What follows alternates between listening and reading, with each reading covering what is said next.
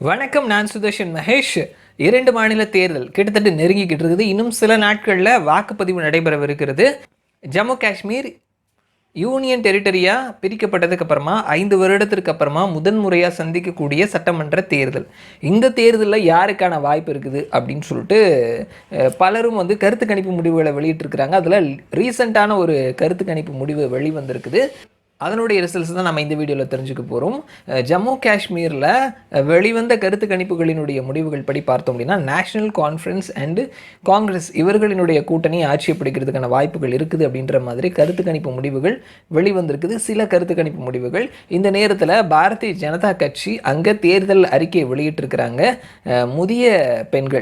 வயதில் முதிய பெண்களுக்கு வருடத்திற்கு 18,000 ரூபாய் நாங்கள் கொடுக்குறோம்னு சொல்லியிருக்கிறாங்க. கல்வி படிக்கக்கூடிய பெண்களுக்கு வருஷத்திற்கு 3,000 ரூபாய் தரோம்னு சொல்லியிருக்கிறாங்க.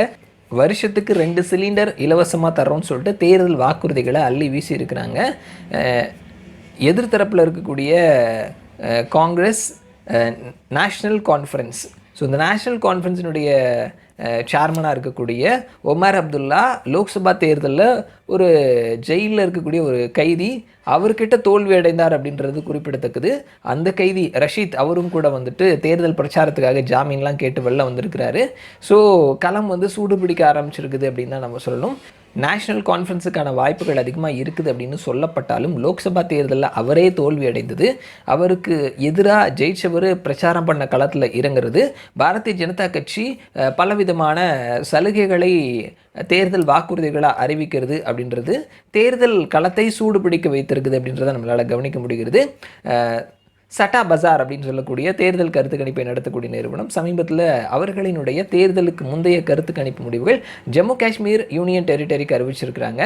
அவர்களினுடைய ரிசல்ட்ஸ் என்ன அப்படின்றத தெரிஞ்சுக்கலாம். சட்டா பஜார் அவர்கள் மொத்தமாக 90 தொகுதிகள் இருக்குது. 45+ தொகுதிகளை கைப்பற்றுபவர்கள் மெஜாரிட்டி பிடிப்பார்கள். அவர்களினுடைய கருத்துப்படி பார்த்தோம் அப்படின்னா, நேஷனல் கான்ஃபரன்ஸ் அண்ட் காங்கிரஸ் இவர்களினுடைய கூட்டணி 50லேருந்து 55 தொகுதிகள் வரைக்கும் பிடிக்கிறதுக்கான வாய்ப்புகள் இருக்குது.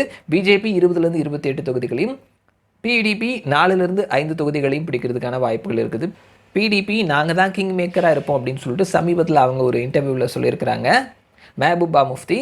ஸோ இவர்கள் சட்டா பஜார் இவர்களினுடைய கருத்து கணிப்புப்படி பார்த்தோம் அப்படின்னா, நேஷ்னல் கான்ஃபரன்ஸ் அண்டு காங்கிரஸ் இவர்கள் ஈஸியாக ஜெயிக்கிறதுக்கான வாய்ப்புகள் இருக்குது. ஜம்மு காஷ்மீர் யூனியன் டெரிட்டரியினுடைய முதலாவது அசம்பிளி போலில் பார்க்கலாம் என்ன நடக்குது அப்படின்னு சொல்லிட்டு மறுபடியும் நான் உங்களை இன்னொரு வீடியோவில் சந்திக்கிறேன். அது வரைக்கும் நன்றி.